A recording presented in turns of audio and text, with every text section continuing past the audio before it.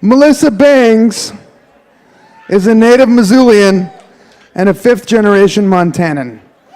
In her many years away from Montana, Melissa worked as a labor organizer, a development director of an international human rights organization, and a nonprofit in Mexico, Chile, El Salvador, San Francisco, and New York City. In 2004, Melissa brought her nonprofit consulting business home and worked with well over 100 nonprofit organizations throughout Montana before the birth of her daughter, Adelaide, in 2012. Currently, Melissa is living two long-term dreams. She's both at home with Adelaide, savoring every moment of these early years, and is one of 9 artists currently represented by Missoula's newest fine art gallery, Radius Gallery, which is also part of the Big Read. Please go check them out when you have time. They have a great show right now. Susan Carlson is in the room, and she's got work in there. Please welcome Melissa Bangs.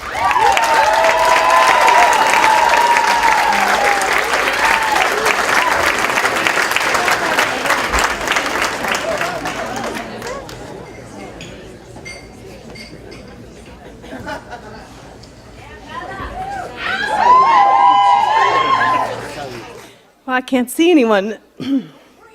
I was slightly bored with my bio. I'm going to change that up soon.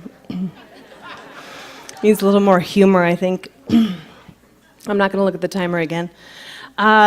So there I was, basking in the glory of a near-perfect birth experience. My daughter Adelaide had come into the world naturally at home with my husband Eric and our midwife Sandano. And it was just perfect. Now, don't get me wrong, it was the most fucking excruciating thing I have ever experienced in my life. And yet somehow I was able to find my way back to breath again and again and again.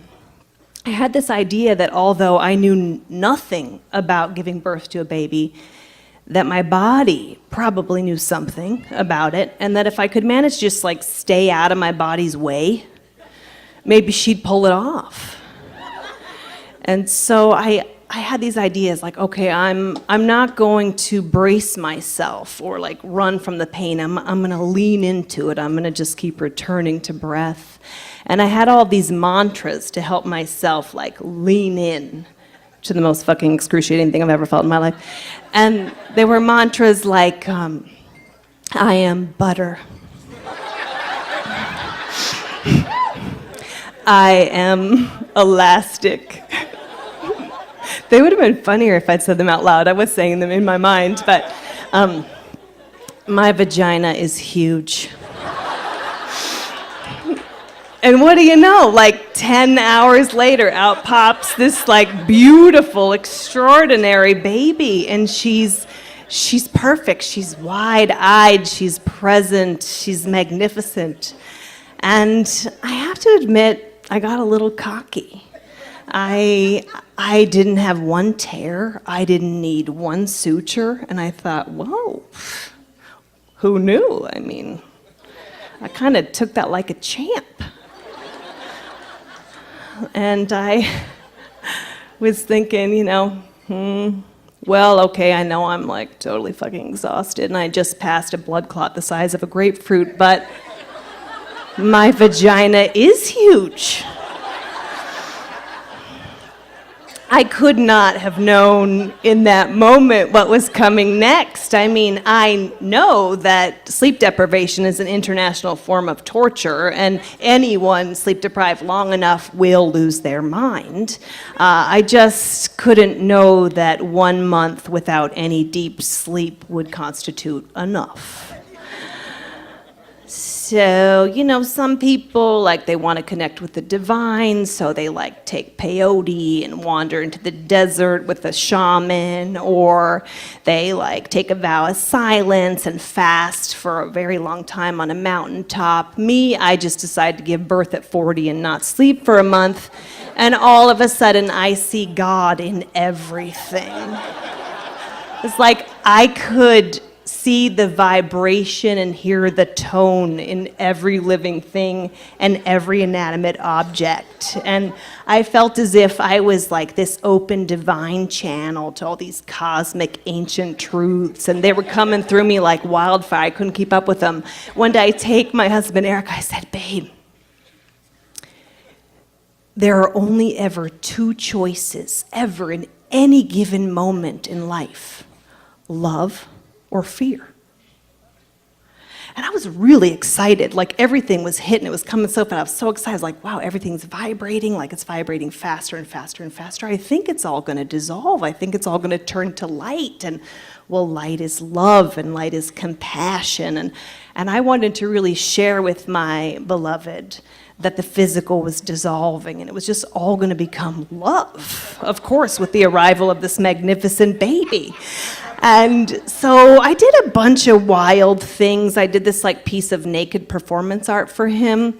And it included like drinking the cat water and peeing in the baby swing.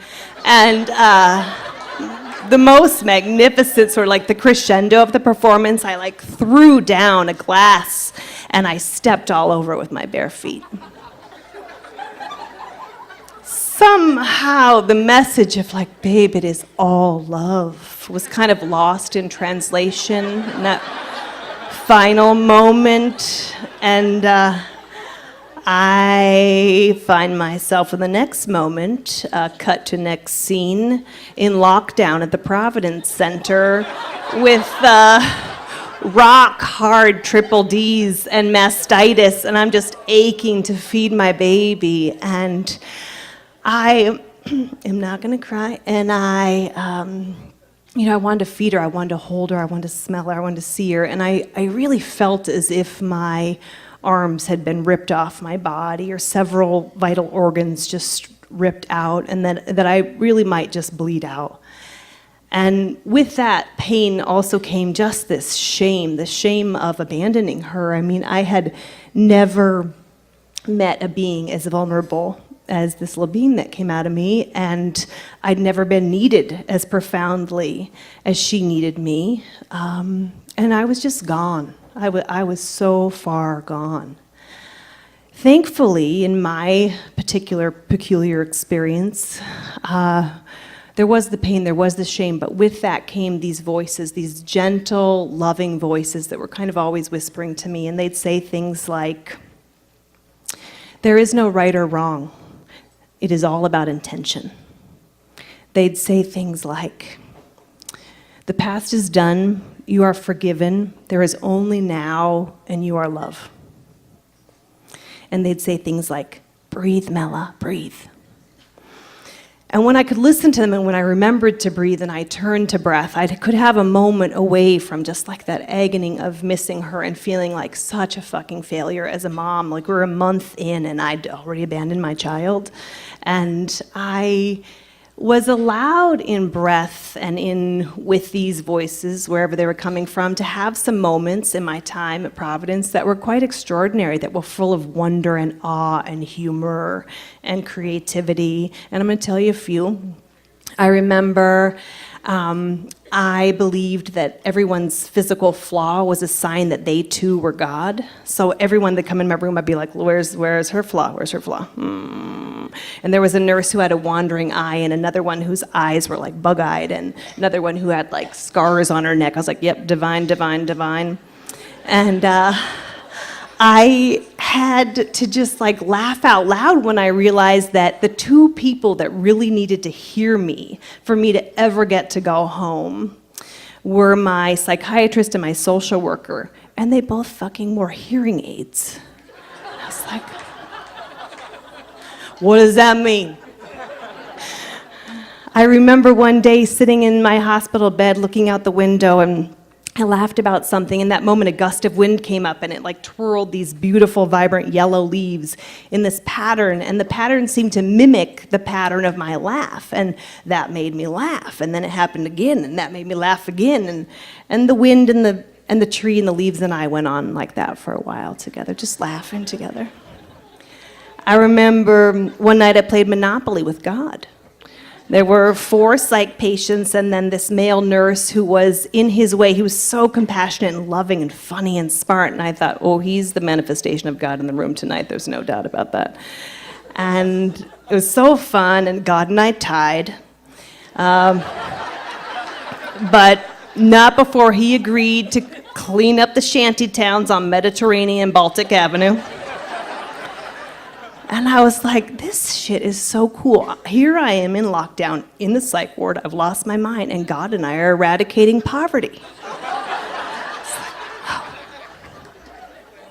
There were several days where I was absolutely convinced that there was a surprise party being planned for me. And I didn't want to ruin the surprise, but I did want to make sure everyone was invited. So there was a rule. I was on the lockdown dangerous side with the real crazies, and I broke this rule. You weren't supposed to go in other patients' rooms, but I wanted to make sure. I broke the rule of going into another patient's rooms like several times to make sure that every one of Mary's personalities had that face-to-face personal invitation to my party. There was one day that Eric was visiting, and I don't know why, but this fear came over me, a very real fear, terror almost, where I thought, you know what, if he leaves, they might not let him back in. I might never see him again. And so I thought, okay, what can I do? I'm going to play dead. If I'm dead, he can't leave. So I played dead. And there's a lot of commotion and a lot of people in the room, and people are like, whoa, what's going on? And I think, oh God, please don't stick me with a needle. I don't know if I can play dead if you stick me with a needle. And they didn't stick me with a needle, but they took my pulse. My plan was flawed.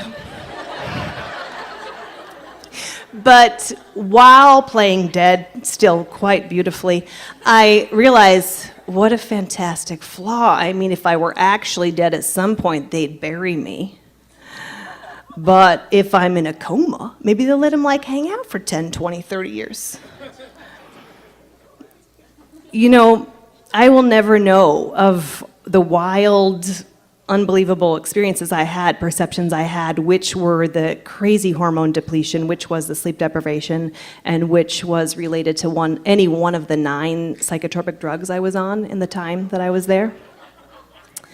What I do know is that after almost a month, my psychiatrist decided it was time to go home.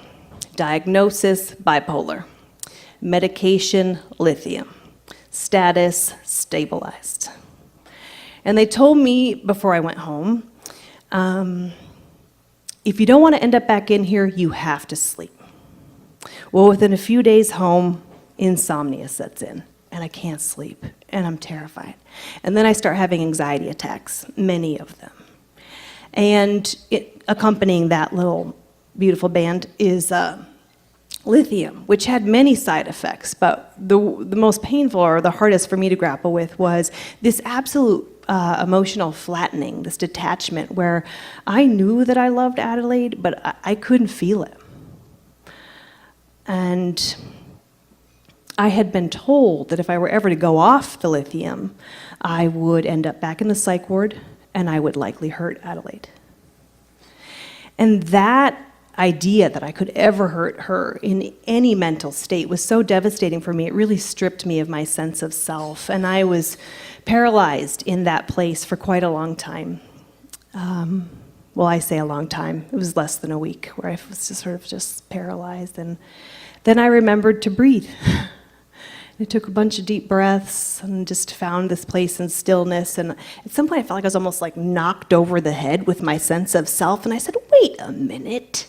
I know who I am. I'm Mella Banks. I'm one of the most grounded people I know. I've never had depression, mania, insomnia. I've never even had a fucking panic attack. I mean, I gave birth to a baby at 40 and didn't sleep for a month. I thought, there's got to be another answer. And so that started a series of conversations with my Aunt Dorothy, who was a psych nurse for 40 years and a trusted colleague of hers. And they decided, in their opinion, that I was not bipolar, that I was experiencing post-partum psychosis mania. And I really resonated with that. And so I went to find another way, and my midwife introduced me to a naturopath who's amazing, Dr. Christine White, amazing here in Missoula. And she did a hormone panel, and I was bankrupt of progesterone, estrogen, serotonin, melatonin, dopamine. But I was flying with testosterone, adrenaline, and cortisol. And she said, well, this explains it, you know. She's like, I don't know how you got out of bed today. I don't know how you slept. I don't know how you got out of bed today. I don't know how you dressed yourself. I do not know how you drove yourself here. You should not be functioning. She said, this hormonal picture gives you a heightened sense of sight, hearing, smell to see the tiger in the jungle, and you have none of the hormones to figure out what the fuck to do about the fact you just saw a tiger.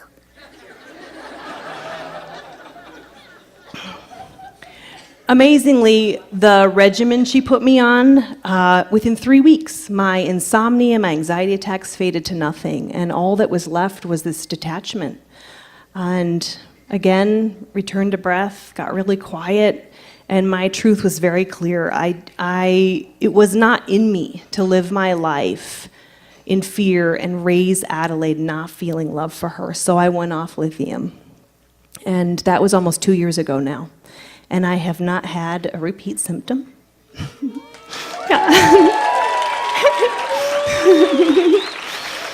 And, every once in a while, life just kicks your ass. And the bottom drops out. And I find for me in these few experiences that there's like this sense of free fall where you realize at some point, like, oh my God, I have no control. And that there is no way around this experience but through this experience. And the same was true in birth, that was true in madness for me, which was I had to just surrender, completely surrender, and remember to breathe. And at some point in that, I was met with this profound beauty and this wisdom in me that was far beyond my thinking brain. It came from someplace else, that little by little guided me back to wholeness. And, for me and my huge bipolar vagina, we're really clear about, in life, there are only ever two choices in every given moment, and we choose love.